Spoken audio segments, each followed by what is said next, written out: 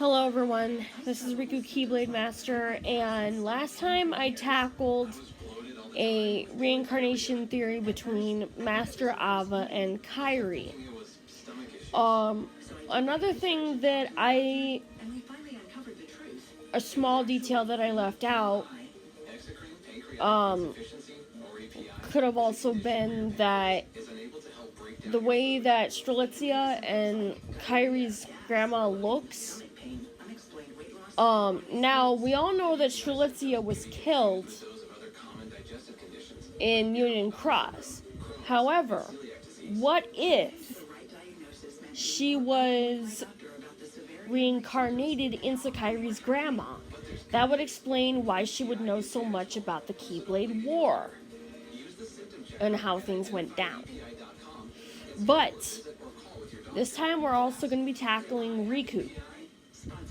Now, Riku is sort of a little tricky. There were theories that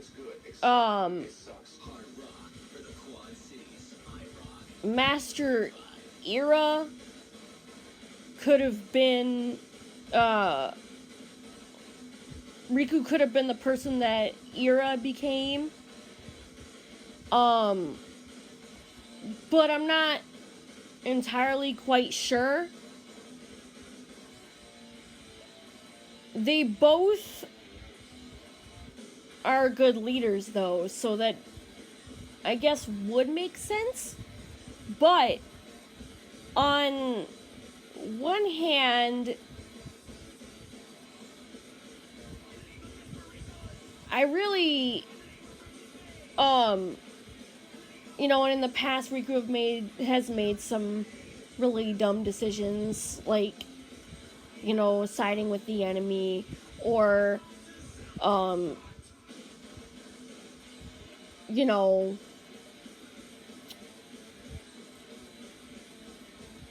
taking the side of darkness, which proved in the long run to actually be a good thing to aid the crew when he finally got a hang of controlling it. So their attitudes could lead them the same, but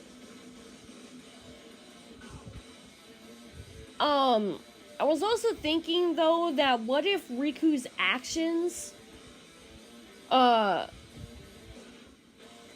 one thing that really bops this theory out is, Ansem was the one who possessed Riku and made him do all those things that he did and saw his experiences in real time. However, as far as being a good leader and, learning from his mistakes, and the one scene in back cover is honestly what I feel puts the nail in the coffin when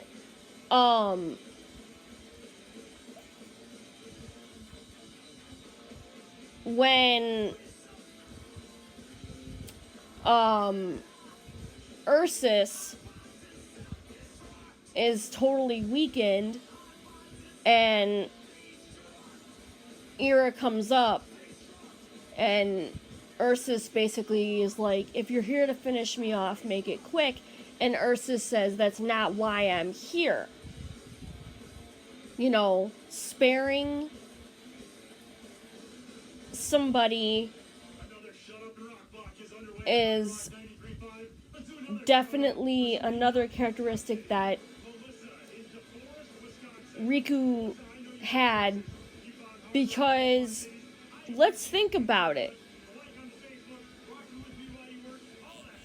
If you compare that experience with Ursus and Ira to Riku and Roxas's fight at the end of 358 over 2 days, the same thing exactly happened. Like, Roxas was just laying there unconscious, though. That's the only difference. If Riku wanted to, he could have finished him off right there. But nope, he chose to throw Oblivion into the ground instead. Essentially sparing Roxas. So that proves right there that Riku and Ira could easily be, not only that Riku and Ira could be similar, but that Riku and Ira could potentially be the same person. I mean, sure, Ira's outfit scheme is different, unlike the Kairi Ava thing that I was talking about in the last video.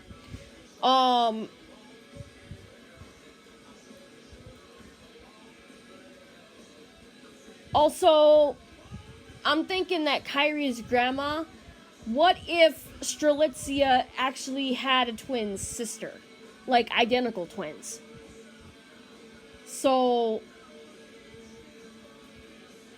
that could be possible too. I don't know. I mean, anything could be on speculation at this point. But yeah. Definitely could be something to think about. I mean, if you think about it, all of the chess pieces that were on the chessboard at the beginning represented each wielder and what they stood for on both Young Master Ericus and Young Master Xehanort's sides of the board.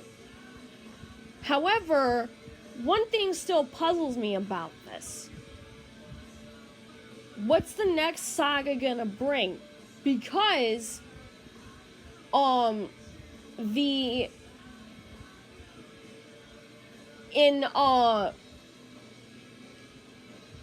another chess cutscene in the end, Young Master Ericus, voiced by Drake Bell, honestly, he does a pretty damn good job with it. Kudos to Drake for that.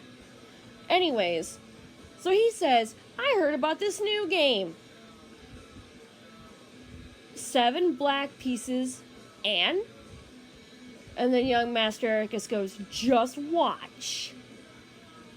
And that just cuts it off right there. And then we go to the ending with Shibuya and Shinjuku. So I wonder, again, with the whole quadratum thing that I discussed in the last video with Kairi and Ava, there's a high chance that